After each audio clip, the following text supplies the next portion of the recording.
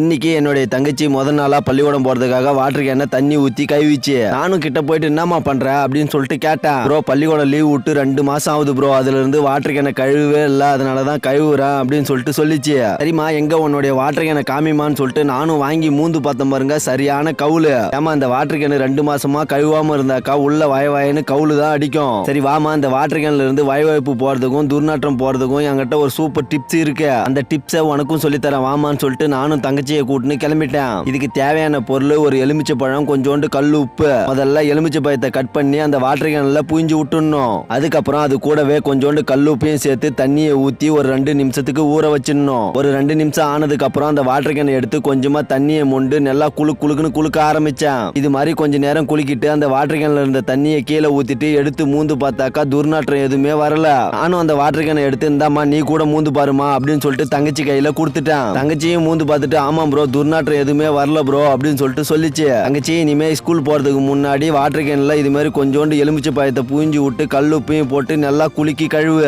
அப்பதாமா அந்த வாட்டர் கேன்ல இருந்து துர்நாற்றமும் வழுவழுப்பும் போயிடும் அப்படின்னு சொல்லிட்டு நானும் வாட்டர் கேனை சுத்தமா கழுவி தங்கச்சி கிட்ட கொடுத்து அனுப்பிச்சிட்டேங்க வீட்டுக்கு.